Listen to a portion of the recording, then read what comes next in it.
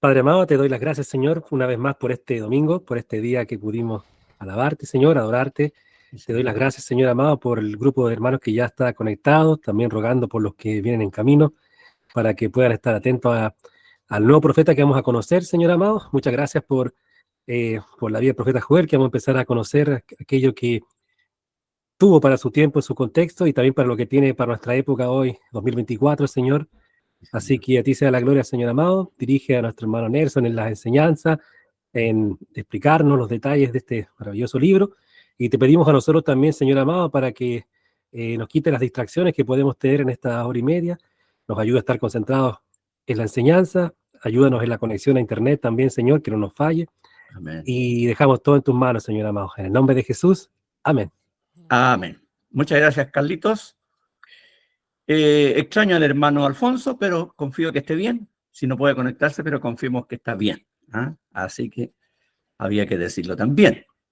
La hermana Jacqueline creo que no va a estar hoy porque hoy día se fue, creo que ayer y hoy día se fue al Moy acá, a este sector de descanso, porque tenía un encuentro con su hija, un encuentro anual que hace ella con su hija.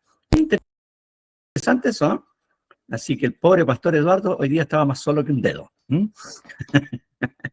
Bien, y llegó Isela. Bienvenida, Isela. La extrañamos. Buenas noches, muchas El gracias. domingo pasado, con el término de Oseas, la extrañamos. Sí, muchas gracias. O Y ya sea, Ahí estamos viene Alfonso, hermano. ¿Ah? Ahí viene Alfonso. Llegó, qué bueno. Le pegué Excelente. un grito. No, me imagino. No, si Estaba es cuestión. estudiando tributario. Pobrecito, pobrecito. Me imagino, le pegó un grito a la hermana y llegó Sí. al hermano al tiro. Mira, sí. Todo se sabe, Es la vida. Sí. ¿Aprende, Paulita? No, son bromas, son puras bromas, ¿ya? Puras bromas, ¿no? Bien. Decíamos que Oseas, la pobre Isela no pudo estar con nosotros el domingo, terminamos el profeta Oseas. Creo que aprendimos bastantes cosas, algunos recordaron otras, y ahora vamos a entrar a estudiar este otro profeta que, contrariamente a Oseas, tiene un libro muy corto. Son solo 3 capítulos, y que yo creo que, si no todos, varios han leído completo. Yo sé que hay hermanos acá en la academia que han leído ya estos libros antiguos, puede que algunos no, pero así los vamos conociendo,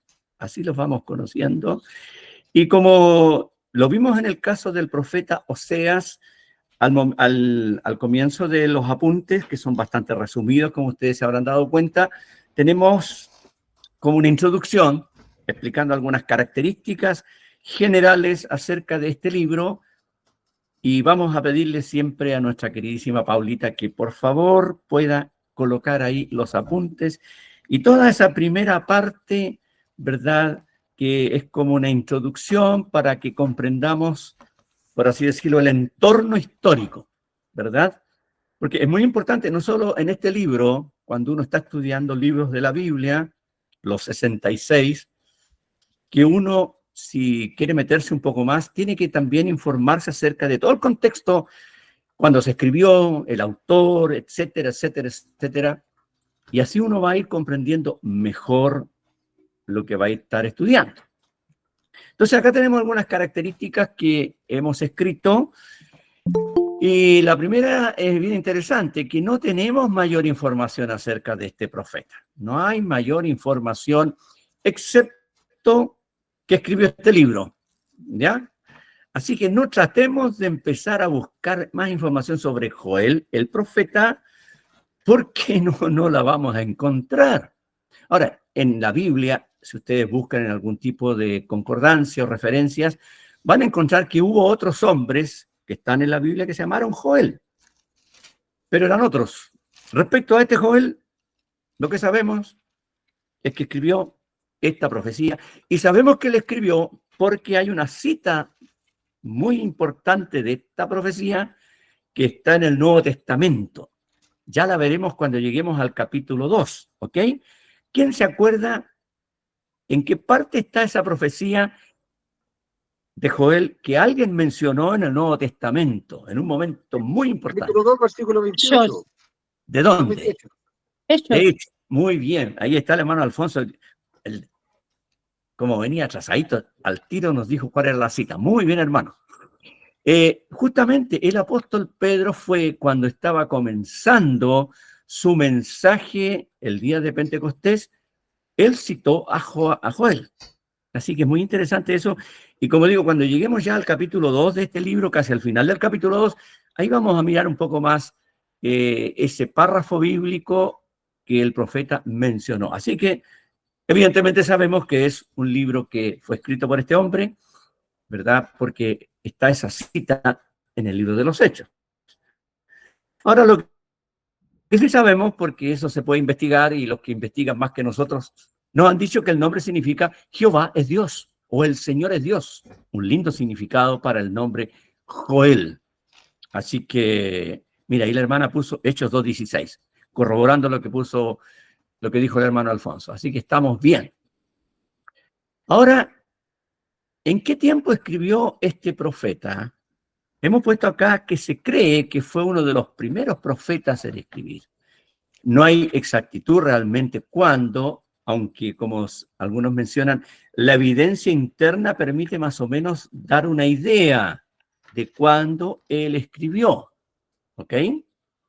Y hemos puesto esta frase allí que algunos lo sitúan en el periodo cuando hubo una usurpadora del trono en Judá. Esa mujer se llamó Atalía, y ahí Jan, ya me confunde con el nombre de su esposa, pero supongo que Jan está explicando algo también ahí en el chat respecto al nombre de Joel. Como dije, hubo una usurpadora, y vamos a tomarnos un minuto después para ver ese pasaje, que durante 7 años, valga la redundancia, mis hermanos, usurpó el trono del reino de Judá, cuando el verdadero heredero era un niño que se llamaba Joás. Y en ese tiempo gobernaba un muy buen sumo sacerdote en la parte espiritual que se llamaba Joiada. Ya lo vamos a mirar brevemente. Y hemos puesto ahí que se calcula que eso era aproximadamente en el año 800, pero me gustaría que ustedes pudieran agregar ahí entre el 800 y el 830 antes de Cristo. Estuve buscando en otros libros por ahí y se cree que fue por ahí el 830, en ese periodo de tiempo. Es decir, más o menos unos 100 años antes que escribiera Oseas, para que nos demos una idea. ¿Ah? Entonces, así uno se va, digamos, formando el cuadro respecto a este libro. ¿Ok? Ahora, es probable, gracias Paulita, con la eficiencia que ella la caracteriza, puso ahí 800, 830. Excelente.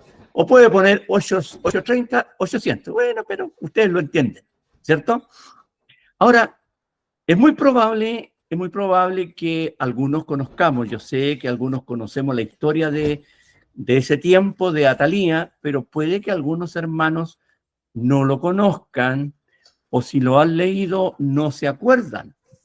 Entonces vamos a tomarnos unos minutitos antes de continuar con esto para buscar en el segundo libro de los Reyes, como pusimos allí en el capítulo 11, y vamos a leer allí unos breves versículos al comienzo del capítulo, entre el versículo 1 y el versículo 3. Segundo Reyes, capítulo 11, y aunque mi sobrina está con alergia, no tiene alergia para hablar, ¿no es cierto?, para leernos. ¿Cierto, sobrina? No, no tiene problemas de alergia para leernos esos versículos, ¿ok? Sí. Escuchemos.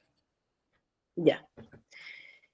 Cuando Atalía, madre de Ocosías, vio que su hijo era muerto, se levantó y destruyó toda la descendencia real. Pero Josaba, hija del rey Joram, hermana de Ocosías, tomó a Joás, hijo de Ocosías, y lo sacó furtivamente de entre los hijos del rey, a quienes estaban matando, y lo ocultó de Atalía, a él y a su ama, en la cámara de dormir, y en esta forma no lo mataron. Y estuvo con ella escondido en la casa de Jehová 6 años. Y Atalía fue reina sobre el país.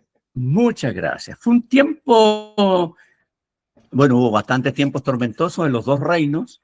Esto es en el reino del sur, ¿ya? El reino de Judá. Yo creo que todos nos ubicamos ya en eso. Capital Jerusalén, ¿ya?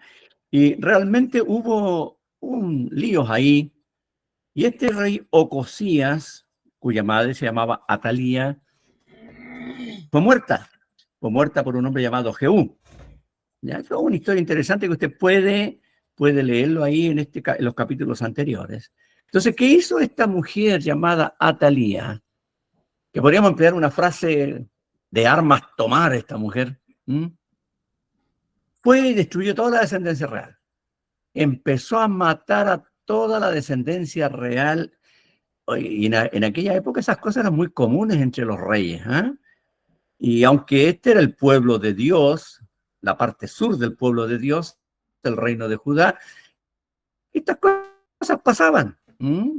Porque había realmente un desorden grande allí, ¿verdad?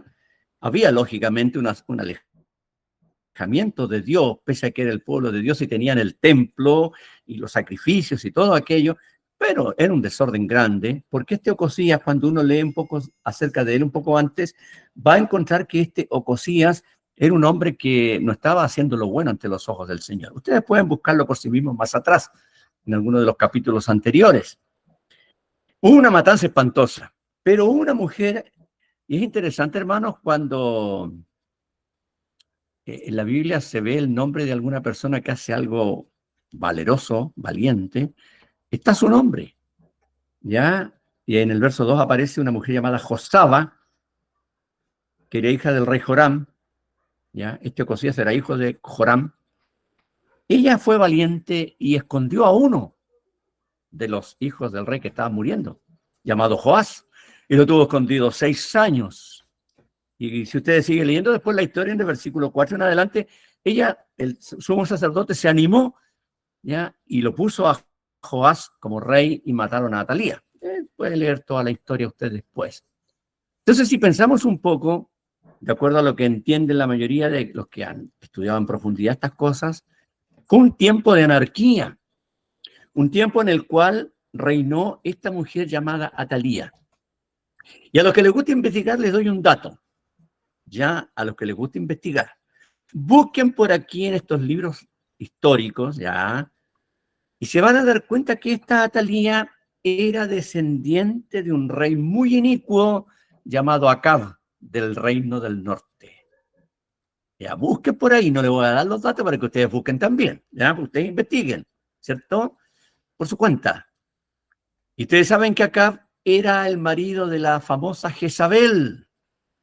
En el tiempo cuando hubo una sequía que duró 3 años y medio, ¿se acuerdan de Elías, el profeta? Cuando el profeta se acercó al rey y le dijo, vive Jehová en cuya presencia estoy, que no va a haber lluvia ni rocío en todo este tiempo, sino por mi palabra. Y Elías había orado y durante 3 años y medio no llovió ni hubo rocío. Fue en la época de Acab y Jezabel, reyes terriblemente malvados. Y esta Atalía era de la descendencia de Acab y Jezabel. Así que podemos imaginar, hermanos, y por eso les digo, investiguen por ustedes mismos ahí en los libros históricos y lo van a encontrar. Era una mujer bastante mala, cruel, inicua. Y ella usurpó el trono de la descendencia del rey David y durante 6 años estuvo ella gobernando. Ahora podríamos sacar muchas lecciones de eso, pero no lo vamos a ver ahora. Y los que, como dije, entienden del tema de Joel, piensan que fue en aquella época, una época bastante oscura de la historia del reino de Judá, que Joel escribió este libro. ¿Ya? Ahora, hay algunos tipos de información que nos da más asidero, porque en el punto que sigue más abajo, aquí en los apuntes puse, si se considera que en este libro no se habla de ningún rey. Interesante. No se menciona ni un rey en el libro. Y los enemigos que se mencionan son los fenicios. Usted dirá, pero los fenicios, ¿dónde? Los fenicios eran los de Tiro y Sidón, ya al norte de Israel. Los fenicios acá, en el capítulo 3, verso 4, se habla precisamente allí de Tiro y Sidón. Y también en el 3:19 se menciona a Egipto y Edom, que también eran de aquella época, y no hay ninguna mención de enemigos que iban a ser posteriores, que fueron el reino de Asiria y el reino de Babilonia.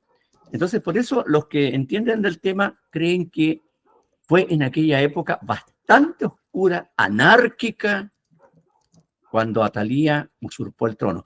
Aunque hay algunos, como puse más abajito, que lo sitúan entre el 600 o 500. Algunos piensan que puede tener cierto asidero, porque en el capítulo 3, verso 6, se habla de los griegos, ¿ya? En forma cronológica se habla de ellos por primera vez en el Antiguo Testamento. Pero hay mayor, digamos, asidero a pensar que fue en la época de Atalía, cuando no había rey en Israel, en Judá. Había una reina, pero era una impostora. Y alguien podría pensar, bueno, ¿y por qué Dios? Porque Dios no estaba de acuerdo con Atalía. Bueno, porque Dios en sus planes soberanos había estipulado que la descendencia de Judá eran todos varones, reyes. Y ella usurpó aquello, además de lo usurpó en base a una cantidad de asesinatos espantosos. Podemos imaginar lo que eso significó. Entonces, se cree que en aquella época se escribió este libro de Joel. Por lo tanto, viene siendo prácticamente el primero de todos los libros proféticos escritos. ¿Ya? Es bueno saber esto para que nos ubiquemos en el tiempo. Ahora, dentro de todo esto, en el libro hay una frase que es clave, que no estoy completamente seguro, pero creo que en el libro del profeta Oseas no la vimos. Y es lo que hemos puesto acá. Y en 5 oportunidades en este libro de Joel, que es tan cortito, se menciona la frase el día de Jehová, que en algunas versiones aparece como el día del Señor, pero que es exactamente lo mismo. La Biblia de las Américas realmente usa la palabra Señor en vez de Jehová en el Antiguo Testamento, igual que otras versiones, y en 5 oportunidades aparece. Y mire, si examinamos brevemente las 5 oportunidades en las cuales aparece esta frase, nos vamos a dar cuenta que esta frase, el día de Jehová, que no es un día de 24 horas, ojo, sino que fue un periodo de tiempo, es un periodo de tiempo, que la Biblia de repente usa el concepto día, y no es el único caso, un periodo de tiempo de juicio. Fijémonos brevemente. Capítulo 1, versículo 15. ¿Qué dice ese versículo? ¿Lo tienes por ahí, Angélica? Sí.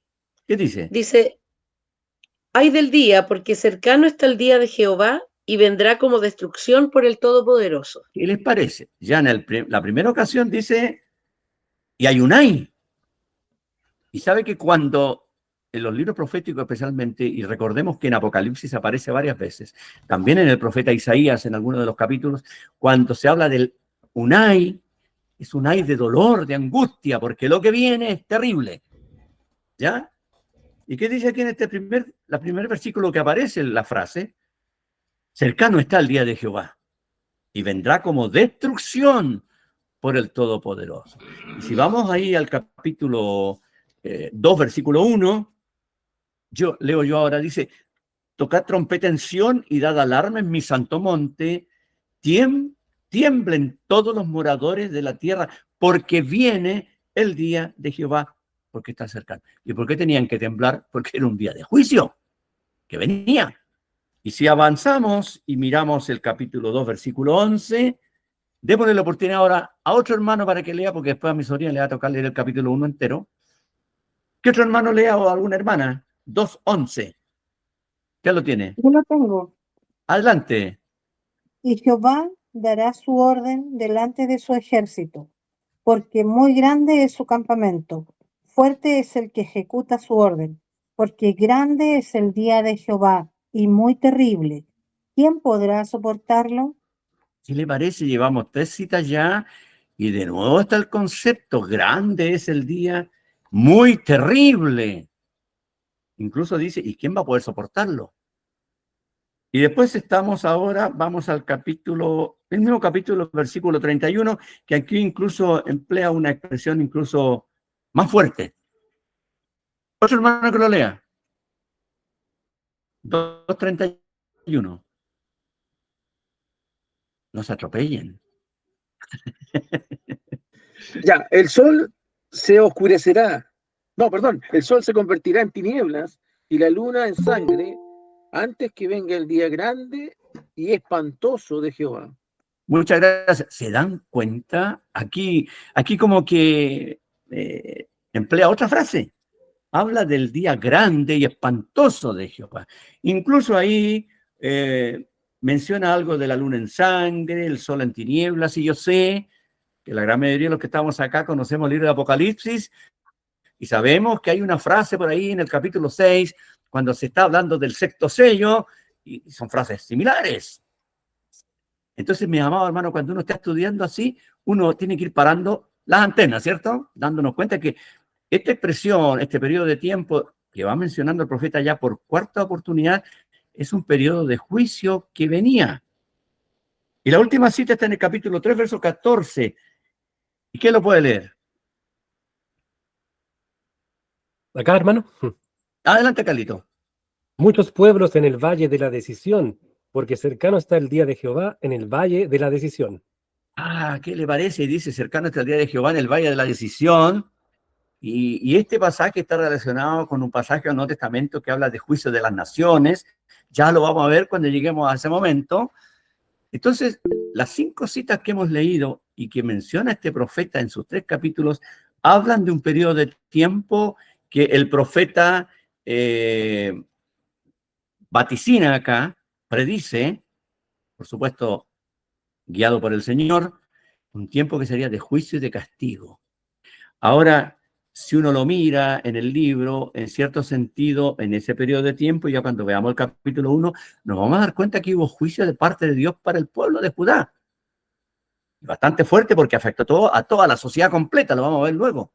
Ya en la figura de ahí de una especie de, ¿cuánto se llama? De plaga, de orugas, del saltón, del revoltón, ya lo vamos a ver.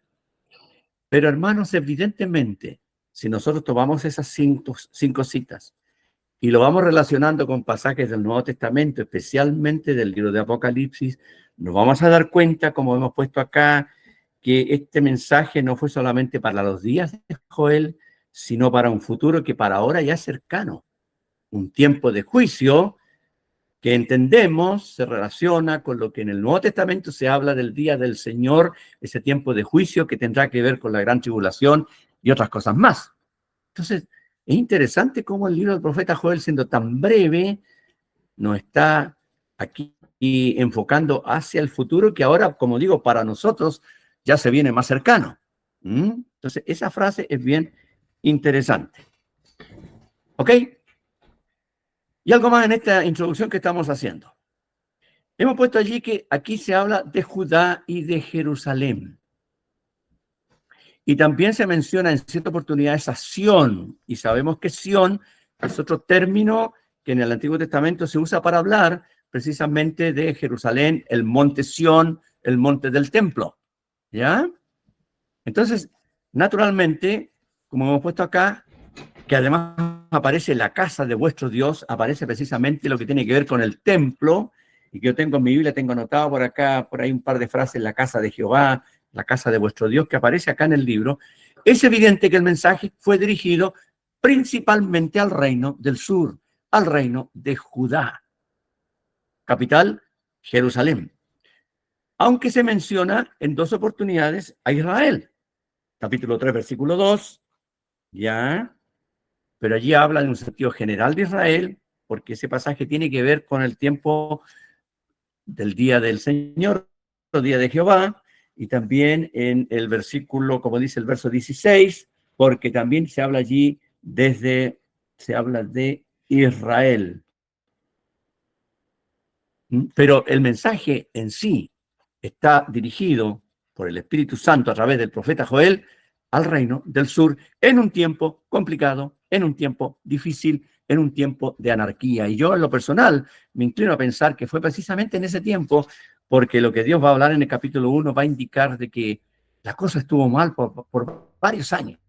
Estuvo mal allí a causa de la desobediencia del pueblo, a causa del alejamiento de lo que Dios tenía establecido para su pueblo. Aunque tenían el templo, estaban los sacerdotes y todo lo demás, pero aún así, si pudiéramos emplear una frase del Nuevo Testamento, hubo disciplina para el pueblo de Dios de ese tiempo. Y hermanos, Siempre estamos sacando lecciones. Estamos viendo el entorno histórico, ¿verdad? Todo el contexto, viendo más o menos el enfoque antes de irnos a los capítulos, pero siempre aprendiendo de forma práctica para nosotros. Cuando el pueblo de Dios se aleja de las cosas de Dios, Dios pone la mano. No nos olvidemos nunca de eso. Y Dios lo hace personalmente con cada uno de nosotros, nos va disciplinando, y también sabemos que de pronto el Señor lo hace de manera colectiva. Un solo ejemplo, antes de leer el capítulo 1. ¿Ya? ¿Se acuerdan ustedes de Pablo en el Nuevo Testamento, que en todos sus viajes misioneros, él visitó Éfeso también, y se inició la obra del Señor en Éfeso con el trabajo de Pablo allí? Está en el libro de los Hechos. Y allí realmente Dios actuó de una manera, pero muy grande, porque Éfeso era un antro de idolatría y de satanismo, y allí vemos la acción milagrosa de Dios y el poder de Dios actuando fuertemente en la ciudad de Éfeso. Y se formó una congregación allí, una congregación donde Pablo estuvo cerca de 3 años, algo así. Y recordemos que Pablo le escribió una carta a los Efesios, que se llama la carta a los Efesios, todo el mundo sabe. Y cuando uno va a la carta a los Efesios, se encuentra con una iglesia donde el apóstol Pablo enseñó la doctrina sobre la iglesia universal, habló de las bendiciones espirituales que tenemos en Cristo, etcétera, etcétera. Una carta preciosa, la carta a los Efesios. Pero fíjese que pasaron unos años, porque esa carta a los Efesios se escribió pasado los años 60 por ahí, y uno va al libro de Apocalipsis, y va al capítulo 2 de Apocalipsis. Y la primera de las 7 cartas que Dios mandó a 7 iglesias fue a la iglesia de Éfeso.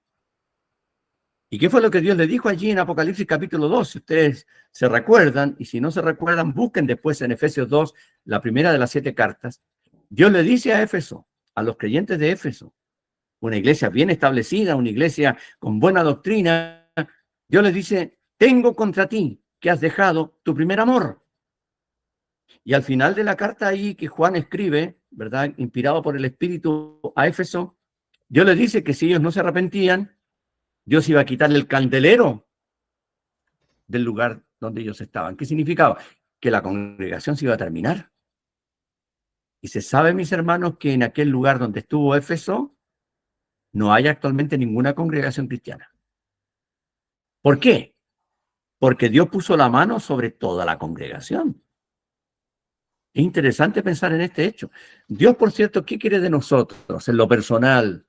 Como Pablo dice en Filipenses capítulo 1, Él comenzó en nosotros la buena obra y la va a perfeccionar hasta el día de Jesucristo. Y Él trabaja en nosotros. Y cuando de repente nos alejamos un poco cada uno, sabe, el Señor pone su mano para que rectifiquemos, para que volvamos a Él. Y si el Señor ve que una congregación se empieza a apartar de las verdades de Dios, Dios también puede apartarse de ellos. Jan puso una nota ahí y a lo mejor puede que lo quiera comentar. Jan, te doy la palabra antes de leer el capítulo 1.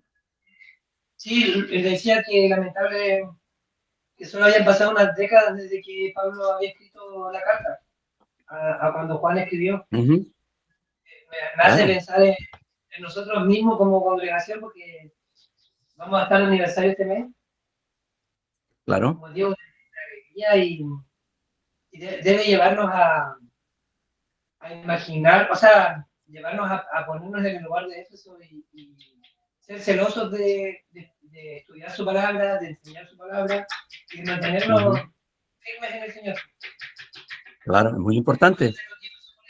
Es muy importante porque si el Señor nos ha dado, como dice la Biblia, este tesoro en vasos de barro, tenemos que cuidarlo. Tenemos que cuidarlo, ¿cierto?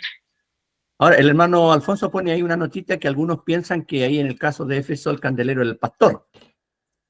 Lo que entendemos que a comienzos del primer siglo las iglesias no tenían un solo pastor, tenían pastores, ¿cierto? Mire, como haya sido, pero de todas maneras, después no hubo más iglesias en Éfeso. Entonces, ese es un ejemplo que yo quería colocar que nos sirve como aplicación para lo que precisamente estamos estudiando. Este pueblo pasó por una etapa muy complicada. Y recién después, cuando ya Joás subió al reino, cuando mataron a Atalía, usted puede leer la historia, la cosa mejoró un poco, aunque nunca tanto con Joás. Fue un hombre correcto, pero un hombre correcto mientras estuvo el sumo sacerdote Joiada vivo. Usted puede leer todo eso en los libros históricos. Jan, ¿va a decir algo más? Sí, aprovechar de comentar que igual hay que considerar, o sea, no hay excusa, pero Joás era un niño cuando él fue salvado de Atalía, cuando él tenía, me parece que 3 años, no estoy seguro. Era un bebé. 7 años. 7 años No, bueno, cuando lo eligieron. Él empezó a reinar a los 7 años, pero él cuando fue salvado había pasado, tenía 1 año, creo. Fue escondido 6 años. Tenía 1 año nomás. Claro. Claro, entonces, que eso igual es no hace pensar mucho en las mamás, en el rol que cumplen las mamás para los hijos. Pensar que él tenía 7 años cuando comenzó a reinar, tenía la dirección del sacerdote Joyada, que era un muy buen sacerdote y todo, pero en la Biblia se menciona el nombre de la mamá de ese rey. Y no es por demás que se menciona. Considerar que si vemos más adelante en Segundo de Reyes, al sacerdote se le dio la misión de restaurar el templo y pasaron 4 años y no lo hicieron. Entonces ahí yo veo, sí, él era un buen sacerdote, collado y todo lo que quieran, pero también hay un esfuerzo de la mamá en criar un hijo piadoso. No se menciona el nombre del papá. O sea, el de papá creo que es lo que vemos. Bueno, vemos eso y pienso que igual debe animar a las mamás, específicamente en este punto, así como con Ana, a guiar en los caminos del Señor a los hijos. Es muy importante, sí. Por ese motivo, el Señor igual pide cuentas a todos. No solamente, no hay excusa, no es como, no, es que yo soy madre soltera o cualquier otra excusa que podamos poner. Tenemos ejemplos en la Biblia de mujeres piadosas que hicieron delante del Señor lo correcto. Como la misma María, por ejemplo. Claro. Eso quería agregar. Está bien, Jan. Estuvo bueno, sí, porque es interesante. Fue vital, digamos, la ayuda que dio el sacerdote Joyada. Ustedes pueden leer toda la historia ahí en el capítulo 11, en el 12, y lo que pasó con Joá al final. Pero evidentemente la enseñanza parte del hogar. Eso es vital, es vital. Ahora, fue bueno que el sumo sacerdote apoyara, ¿no es cierto? A lo mejor no sé si Joá no tenía mucho carácter o no captó bien las enseñanzas, porque mientras el sumo sacerdote estuvo ahí viviendo, apoyándolo, él fue fiel. Después se empezó a apartar el hombre. Y eso es importante que lo tengamos claro y también podemos aprender de eso antes que el hermano Alfonso tenga una intervención. Es que tengamos cuidado de estarnos apoyando en otro hermano sin crecer nosotros. Es bueno, de alguna manera, crecer, si pudiéramos emplear un término, a la sombra de algún hermano más maduro en la fe, pero la idea es ir madurando también, ¿ya? Ir madurando, porque ese hermano que nos apoya no va a estar siempre, ¿ya? El Señor lo va a sacar, como pasó con Joyada, que el Señor partió con el Señor, porque era un creyente. Entonces Joá parece que se apoyaba demasiado en él, al parecer, entonces empezó a fracasar, porque ahí la palabra es clara, que él fue fiel mientras estuvo el sumo sacerdote Joyada. Entonces es una lección también que tenemos que ver ejemplos de hermanos quizá más antiguos, más maduros, pero tenemos que ir creciendo, ¿ya? Ir creciendo personalmente cada uno. Y esto es un consejo para todos los amados hermanos jóvenes que están conectados en esta noche, ¿verdad? Ir creciendo, ¿cierto? El Señor pone hermanos alrededor de nosotros o al lado nuestro para que nos ayuden, pero hay que ir creciendo personalmente, ¿ya? Ir madurando, para que cuando ese hermano falte, seguir adelante y no desviarse de las cosas del Señor. Hermano Alfonso, díganos más. Sí, no, y quería hacer unos comentarios respecto de lo importante que es considerar que este libro está dirigido a los ancianos. Si se ven en el capítulo 1, versículo 2, dice, oíd ancianos y escuchad. Entonces, estamos hablando de los dirigentes de la casa de Israel, que pasa lo mismo con el libro de Malaquías, cuando nosotros escuchamos tanto el libro de Malaquías y hablamos del diezmo y todo eso, de la dirección dirigida exclusivamente a los ancianos, claro. Pero ¿se acuerda que uno siempre ha escuchado por tiempo hacer uso de ese pasaje para atraer a las personas a diezmar? En este caso también es un llamado, un tirón de orejas a los ancianos. Exacto. Un tremendo tirón de orejas, porque a veces las personas, los líderes que están en las congregaciones, un poco dilata, o sea, no dilatan, sino que suavizan lo que la palabra de Dios a veces muestra con dureza, que la Exacto. conducta, la conducta interna, más bien dicho, la conducta dentro del hogar, como decía el hermano recién, el Jan, Ujú. que a veces la conducta familiar el Señor tiene mucho más trascendencia. ¿Qué importa lo que parecemos? Sino lo que somos realmente es lo que importa. Entonces, lo quería hacer énfasis en que muchas veces en el versículo 2 del capítulo 1 dice, oíd esto ancianos y escuchad. Uno puede oír, pero no estar escuchando nada. Claro. Entonces, porque también en el versículo 5 dice, despertad, llorar y gemir. O sea, uno puede despertar y darse cuenta de ciertas cosas, pero no tener el arrepentimiento que produce, o sea, que es típico y muestra el llanto. A veces uno no se conmueve de las maldades que hace, simplemente se da cuenta que las hizo. Claro. A Israel le pasa eso en este periodo, o sea, a Judá en este caso, le pasa esto en este periodo. Es bien fuerte lo que dice todo lo que Exacto. menciona Joel. Es potente ver cómo Dios va a tratar con ellos. Exacto. Piensa que mira a Dios de una manera tan superficial, lo ve de una manera tan como el viejito pascuero, como el viejito bueno, Mm. que no hace nada, que no es capaz de golpear, de hacer nada.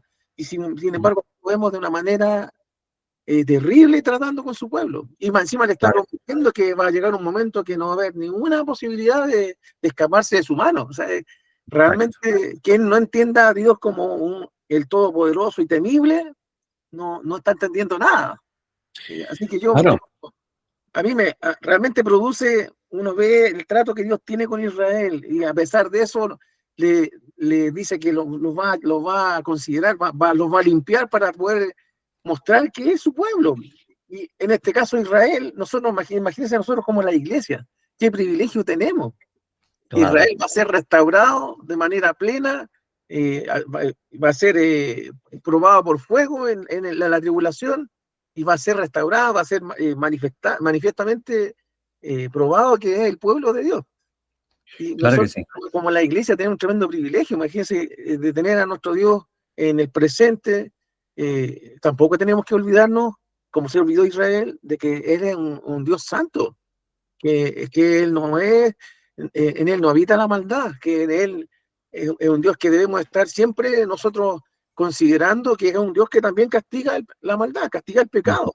Y Exacto. tenemos las consecuencias de su pecado. Así que eso quería hacer el comentario que realmente me apasiona pensar en que este Dios que nosotros creemos no es solamente un Dios de juguete al que podemos manipular, con el que podemos jugar a que haga lo que nosotros queremos, sino que es un Dios serio, un Dios fuerte, temible, es todopoderoso, que nos puede destruirnos, así de simple.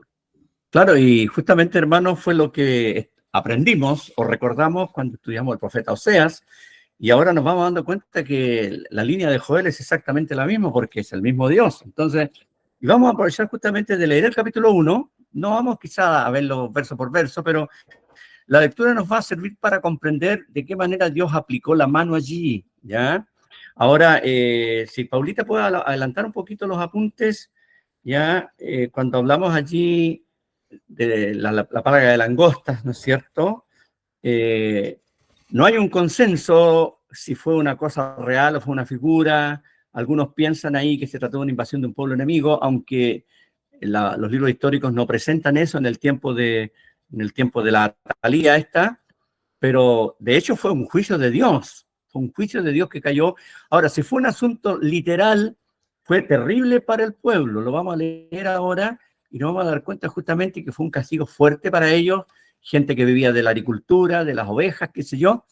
Nos vamos a dar cuenta cómo Dios aplicó la mano, como bien dice el hermano, y lo vamos a dar cuenta en el versículo 2, fue dirigida a los ancianos, pero también dice a todos los moradores de la tierra, es decir, a todo el pueblo, y después va a especificar algunos, ¿ya? Entonces, vamos a leer el capítulo 1, ¿ok?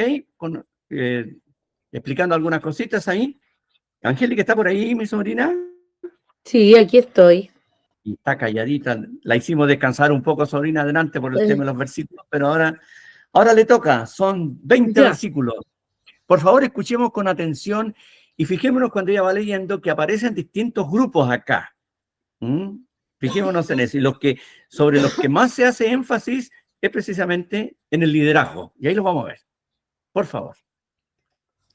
Palabra de Jehová que vino a Joel, hijo de Petuel. Oíd esto, ancianos, y escuchad, todos los moradores de la tierra. ¿Ha acontecido esto en vuestros días o en los días de vuestros padres? De esto contaréis a vuestros hijos y vuestros hijos a sus hijos, y sus hijos a la otra generación. Lo que quedó de la oruga comió el saltón, y lo que quedó del saltón comió el revoltón, y la langosta comió lo que del revoltón había quedado. Despertad, borrachos, y llorad, gemid, todos los que bebéis vino, a causa del mosto, porque os es quitado de vuestra boca. Porque el pueblo fuerte e innumerable subió a mi tierra, sus dientes son dientes de león, y sus muelas, muelas de león. Asoló mi vid y descortezó mi higuera, del todo la desnudó y derribó, sus ramas quedaron blancas. Llora tú como joven vestida de cilicio por el marido de su juventud. Desapareció de la casa de Jehová la ofrenda y la libación. Los sacerdotes ministros de Jehová están de duelo. El campo está asolado. Se enlutó la tierra, porque el trigo fue destruido. Se secó el mosto, se perdió el aceite. Confundíos, labradores. Gemid, viñeros, por el trigo y la cebada, porque se perdió la mies del campo. La vid está seca y pereció la higuera. El granado también, la palmera y el manzano. Todos los árboles del campo se secaron, por lo cual se extinguió el gozo de los hijos de los hombres. Ceñíos y lamentad, sacerdotes. Gemid, ministros del altar. Venid, dormid en silicio, ministros de mi Dios, porque quitada es de la casa de vuestro Dios la ofrenda y la libación. Proclamad ayuno, convocada a asamblea, congregad a los ancianos y a todos los moradores de la tierra en la casa de Jehová vuestro Dios, y clamad a Jehová. Ay del día, porque cercano está el día de Jehová, y vendrá como destrucción por el Todopoderoso. ¿No fue arrebatado el alimento de delante de nuestros ojos, la alegría y el placer de la casa de nuestro Dios? El grano se pudrió debajo de los terrones, los graneros fueron asolados, los alfolíes destruidos, porque se secó el trigo. ¿Cómo gimieron las bestias? Cuán turbados anduvieron los hatos de los bueyes, porque no tuvieron pastos. También fueron asolados los rebaños de las ovejas. A ti, oh Jehová, clamaré, porque fuego consumió los pastos del desierto, y llama abrazó todos los árboles del campo. Las bestias del campo bramarán también a ti, porque se secaron los arroyos de las aguas, y fuego consumió las praderas del desierto. Oiga, yo le digo, es un capítulo deprimente, pues si usted lo mira, ¿no es cierto? Mira, la hermana le dice, bonita entonación de la lectura a nuestra hermana Angélica. Es que es profesora ella, así que está bien. Menos mal que no lee en castellano, porque ella es profesora de inglés, así que menos mal que lee en castellano, está bien. Gracias, Angélica. Realmente, como digo, es un capítulo que uno lo lee y lo mira, y es un capítulo fuerte, deprimente. Porque, de hecho, como menciona el versículo 2, y lo dijo el hermano, va dirigido a los ancianos, a todos los moradores, sí, en general. Ahora, siempre va a ser así, que cuando Dios le habla a su pueblo, le habla a todo su pueblo, pero preferentemente a los líderes. Siempre va a ser así, ¿ya? Porque a mayor privilegio, mayor responsabilidad, ¿ya? Es así la cosa. Y lo primero que hace allí, le pregunta, le dice a ellos, ¿esto que pasó, dice allí en el versículo 2, ¿pasó esto en vuestros días o en los días de nuestros padres? ¿Ah? Esto es algo que vamos a tener que contarle a todas las generaciones que vienen. Ahora, y después coloca ahí el versículo 4, y uno podría pensar fue un asunto agrícola. Después habla en el versículo 6, habla de un pueblo fuerte e innumerable que subió a mi tierra, sus dientes son dientes de león y sus muelas, muelas de león. Ahora, no hay un consenso si aquello fue algo físico, agrícola, sequía o todo lo que usted quiera, o fue que también vino alguna nación e invadió. Mire, no nos vamos a poner a dilucidar qué fue, pero que fue un castigo, fue un castigo. Y la forma gráfica como el autor escribe, a mí me gusta mucho cuando uno ve estos libros del Antiguo Testamento, ellos usaban todo lo que era común del pueblo para que el pueblo entendiera. Ahora le habla a varios grupos. Ya vimos en el versículo 2 a los ancianos en primer lugar, todos los moradores de la tierra. Después en el versículo 5 que el hermano nos mencionaba, le dice, despertad borrachos y llorad, porque se quedaron sin nada, ¿cierto? Y después más adelante allí en el versículo 11 le habla a los labradores, le habla a los viñeros, ¿cierto? Y después en el versículo 13 y 14 le habla fuertemente al liderazgo espiritual que había, los sacerdotes, los ministros del altar, los ministros de mi Dios, dice acá. Después en el 14 habla congregada a los ancianos e incluye a todos los moradores de la tierra, y evidentemente está hablando de la tierra de Judá, por supuesto, porque el mensaje es dirigido a ellos. Porque realmente el asunto afectó, si pudiéramos emplear una frase chilena, de capitán a paje. Todo el mundo. Toda la nación de Judá. Y perdieron todo. Ahora, si, ¿cuánto se llama? Si lo perdieron físicamente todo, podemos pensar que sí también, porque leíamos cómo los animales no tenían que comer. Incluso me llamaba la atención mientras Angélica leía, dice que se quemó hasta las praderas del desierto. Y uno dice, pero ¿cómo un incendio en el desierto? Ahí en el versículo 20 y también en el versículo 18, perdón, en el versículo 19, llama, abrazó los árboles del campo y consumió los pastos del desierto. Ya los animales no tenían que comer, el trigo se echó a perder, se pudrió el grano, incluso se destruyeron, ¿cuánto se llama? ¿Cómo se llama? Hasta los graneros, etcétera, etcétera. Es decir, fue un castigo terrible, terrible, terrible. Como bien lo pone el hermano ahí en las notas que pone en el chat, está todo en tiempo pasado, indicando que eso es algo que había ocurrido y que el profeta les está recordando. Y les está diciendo incluso, esto vamos a tener que contárselo a las generaciones que vienen, porque esto no había ocurrido antes. Ahora, si fue algo físico con invasión de insectos, langostas, oruga y todo lo que sale, sabemos que cuando hay una plaga de langostas no queda absolutamente nada. Eso es histórico y eso ha pasado a través de toda la historia. Y en el Oriente era, y es algo muy fuerte y algo muy común.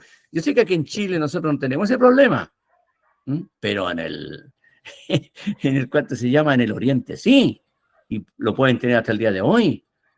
Enormes plagas de langostas. Recordemos incluso una de las plagas que Dios envió a Egipto, que no quedó nada verde. Recordemos eso, ¿cierto? Y si fue algo histórico en el sentido de que vino un pueblo, no está especificado, o si fue toda una destrucción agrícola y ganadera, mire, como haya sido, fue la mano de Dios. ¿Con qué propósito, mis hermanos? Ese es el punto interesante, ¿ya?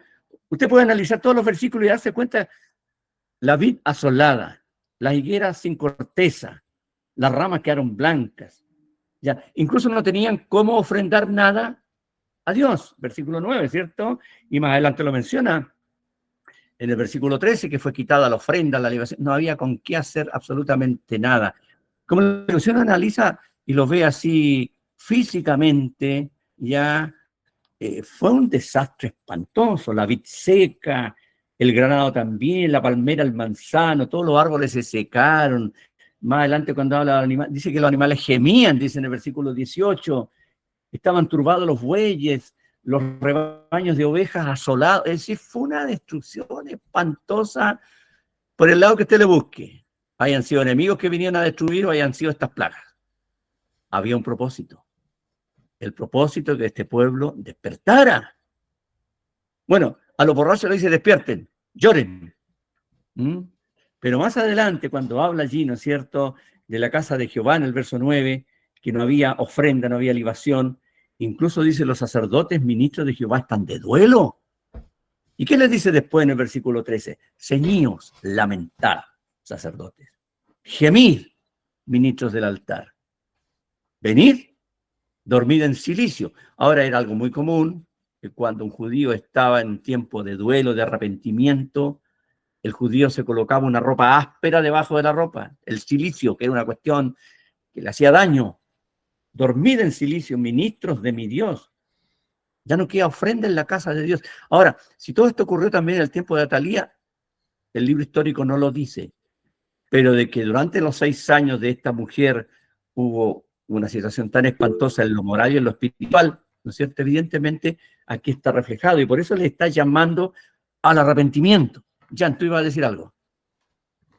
Y después Nicolás. Sí, ¿Ya? si consideramos que este profeta tuvo su ministerio en el tiempo de Joás, en ese tiempo el pueblo de Israel iba a ser atacado por los sirios y él tuvo que pegar todo el oro de las arcas del templo y de su accesorio incluso. Así que perfectamente encajaría en ese periodo. Eso quería comentar, eso sale en Segundo de Reyes 13, me parece. Justamente me tocó leerlo hoy día. Claro, y puede haber sido una cosa combinada incluso.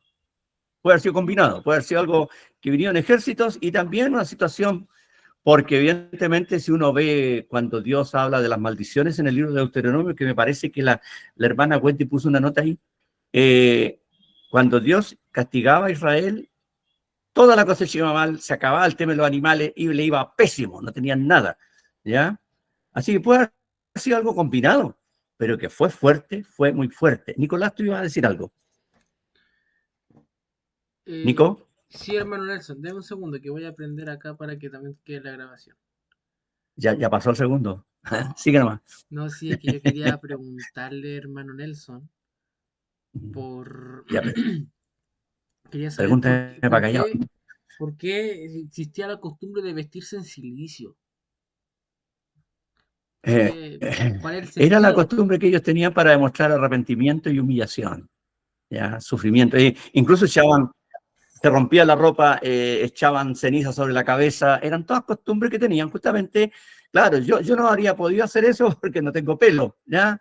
Pero ellos se arrancaban el cabello, claro, y se tiraban ceniza, polvo, se acostaban en el polvo, era una demostración exterior del arrepentimiento que tenían, ¿me entiendes? Y por eso ahora Dios los llama, duerman en silicio, y no creo que haya sido muy agradable dormir con una ropa tosca que les complicaba la existencia completamente. ¿Ah? ¿Te fijas? Por ahí va la cosa. Esa costumbre posiblemente sea anterior a Moisés, incluso porque en Job ya se menciona. ¿Dónde? Cuando Job se rapa y se llena de ceniza y todo. Y los amigos de Job igual. Claro. Era algo bien antiguo. Era algo bien antiguo que venía de las culturas antiguas, claro. De la cultura judía. Claro. Y ahí el hermano Alfonso coloca una notita, el silicio es propio de la ceniza. Interesante. Todas estas cosas las vamos aprendiendo, ¿no es cierto? Y de alguna manera nos ayuda a entender que si Dios puso la mano allí, ¿verdad? Ya le vamos a dar la palabra a Consuelo. Si Dios puso la mano en el pueblo y haya sido por invasiones o haya sido por catástrofes agrícolas de todo tipo, es porque Dios quería que volviesen a Él. Y como dice Carlos, era costumbre oriental, parece, en Nínive también se cubrieron con silicio. Es decir, algo de todas las culturas de aquella época, no era solamente de Israel. No sé si ahí te queda más claro, Nico, yo creo, ¿cierto? ¿Nico? ¿Nico? Sí, dice que sí, levantó un dedito. Bien. Consuelo, ¿tú querías decir algo? Sí, que en mi comentario dice que el cilicio era una vestidura áspera que utilizaban los dolientes en los funerales, pero que aquí se toma como una señal de arrepentimiento. Exacto. Y es lo que pasó con Nínive también, que creo que ya también se mencionó. Gracias, Consuelo. Sí. Entonces nos damos cuenta que lo que Dios quería era algo importante, arrepentimiento del pueblo. Eso quería. Y por eso les dice en el verso 14, que era la costumbre judía, proclamaba ayuno para todo el pueblo, convocar a la asamblea, congregaban a los ancianos, y al final del 14 dice, clamad al Señor. No un clamor por clamar, sino un clamor de arrepentimiento. Y les dice, viene el día de Jehová. Viene el día de Jehová, y lógicamente eso está enfocado hacia el futuro. No nos olvidemos, ¿ya? Pero Dios quería que el pueblo se volviese a Él. porque era su pueblo, un pueblo que se había apartado grandemente, sobre todo, como digo, en el tiempo de aquella reina Atalía, tiempos violentos, tiempos de anarquía, y Dios aplica la mano. Vuelvo a insistir, haya sido invasiones o haya sido, ¿no es cierto?, desastres agrícolas, como también uno puede pensando en lo que está en Deuteronomio, cuando Dios le dice al pueblo, maldito será esto otro, si sois desobedientes. Uno tiene que buscarlo en el libro de Deuteronomio, y si alguien no lo ha leído, le dejo el capítulo para que después lo lea, ¿ya? Cuando habla de las bendiciones y las maldiciones que Dios le dio a Israel, ya en el capítulo 28, me parece. A ver, el hermano puso algo ahí. En el capítulo 28 primero, y me parece que también, como puso el hermano, algo en el capítulo 32, por ahí. Capítulo 28. Léanlo después con tiempo. ¿Ah? Porque no nos olvidemos, mis hermanos, que Israel veía las bendiciones de Dios en lo material. Hartos hijos, buena cosecha, hartos animales, etcétera, etcétera. Ve el capítulo 28 de Deuteronomio, y el castigo de Dios venía cuando se portaban mal, no habían hijos, y las cosechas eran malas, los animales se morían, etcétera, etcétera, etcétera. Nosotros tenemos que entender, aprovecho de decirlo, nosotros tenemos que medir la bendición de Dios por lo espiritual primero. Nosotros tenemos bendiciones espirituales en Cristo y hemos sido bendecidos con toda bendición espiritual en los lugares celestiales en Cristo. Efesios capítulo 1, versículos 3 y 4. Evidentemente el Señor también nos provee de todo lo demás, pero nosotros nunca midamos la bendición de Dios pensando en el harto dinero que podamos tener, o en las buenas casas, los buenos autos y todas las cosas, ¿no? Porque podemos tener de todas esas cosas y no ser bendecidos. Tomémoslo en cuenta también. Pero Israel, en ese sentido, ellos veían todo por el lado físico, ¿ya? La buena cosecha, muchos hijos. Y por eso que incluso las madres judías, cuando no podían tener hijos, eran consideradas no bendecidas, ¿ya? Y mientras más hijos tuvieran, más bendecidas eran, ¿ya? Entonces, el punto es, como dije, yo creo que tenemos que irnos quedando con eso, ¿ya? Porque ya se nos pasó la hora, 21:34. Pero reflexionemos en este punto, hermanos. Nosotros como pueblo de Dios debemos cuidar siempre, andar cerca de Él como Él quiere que andemos, porque Él puede aplicar su mano. Él puede disciplinarnos. Y la Biblia habla de la disciplina para el creyente, especialmente en los primeros versículos del capítulo 12 de Hebreos. Y hay algo interesante allí, que el escritor dice, si se os deja sin disciplina, de la cual todos habéis sido participantes, entonces sois bastardos y no hijos. Fuerte. Claro, porque si uno conoce a alguien que dice que es cristiano y empieza a vivir una vida de pecado y de maldad y le va bien, evidentemente no es un hijo. Es un bastardo. No lo digo yo, lo dice la palabra, porque la disciplina allí está claramente explicitada para los hijos, porque nuestro Padre, nuestro Dios es nuestro Padre, ¿ya? Tenemos una relación distinta que Israel tenía. Somos hijos de Él, somos parte de su familia. Si pecamos no vamos a perder la salvación, vamos a perder la comunión, pero si insistimos en vivir una vida apartada, el Señor nos va a aplicar fuertemente la mano. Entonces, aprendamos de esto, y cuando de pronto, hermanos, nos demos cuenta que nos estamos yendo mal, pensemos en esto. Volvamos al Señor, clamemos al Señor, el Señor nos va a escuchar. Como dice Primera de Juan, capítulo 1, versículo 9, si confesamos nuestros pecados, Él es fiel y justo para perdonar nuestros pecados y limpiarnos de toda maldad.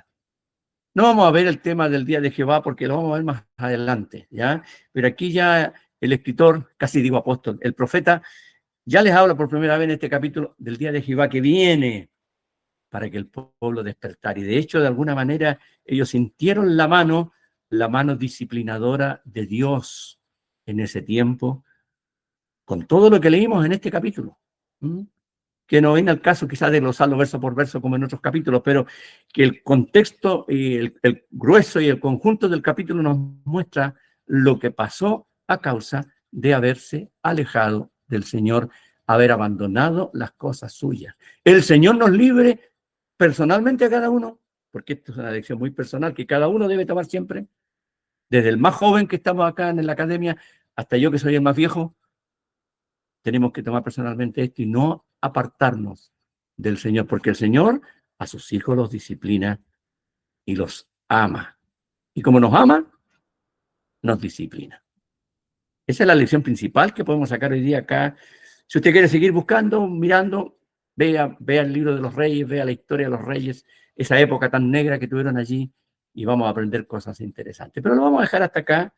Y Dios mediante, después del 18, vamos a ver el capítulo 2. Y ahí vamos a ver otros detalles. Veo que algunos no llegaron hoy día. Ya, bueno, no llegó la familia de Susi, supongo que tuvieron que hacer. Pero bueno, estamos bastante, sí, estoy contento, gracias al Señor, todos los que estamos, hasta este pequeño hermoso ahí, Sebastián está muy contento porque está aplaudiendo, así que muy bien por él. Vamos a terminar con oración, dándole gracias al Señor por este tiempo. Y la hermana Wendy, mire qué mal le dice, están en la Pampilla, padre. No sé, mi hermana, no sé, ¿usted tendrá algún catalejo? Habrá visto para allá, no tengo idea. No, pero Susi me dijo que iba a estar hoy día, a lo mejor tuvo algún inconveniente. Yo sé que tuvo visitas ella,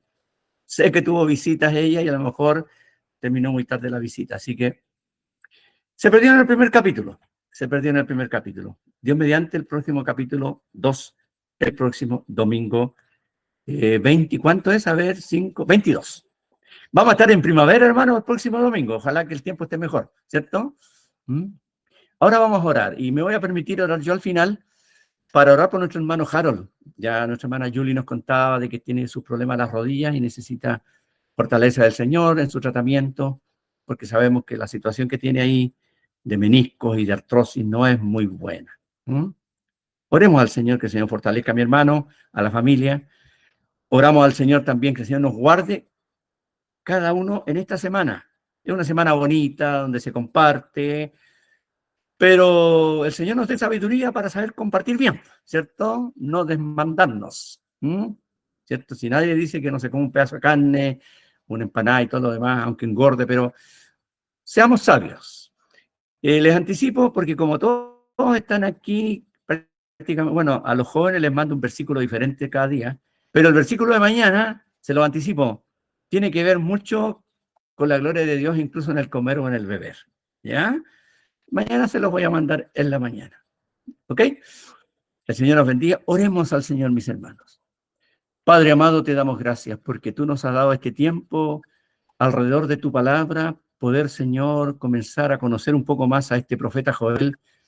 Y la verdad es que nos deja a nosotros. Sabemos, Padre, de que tú eres un Dios lleno de amor, pero es un Dios santo.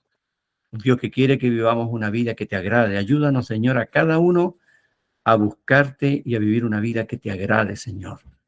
Ayúdanos a entender cuando de pronto en nuestra vida no es asunto de prueba, sino que es asunto de disciplina, si nos hemos apartado de ti. Y ayúdanos para estar siempre buscando tu rostro y tus caminos. Gracias por la congregación en la cual estamos acá.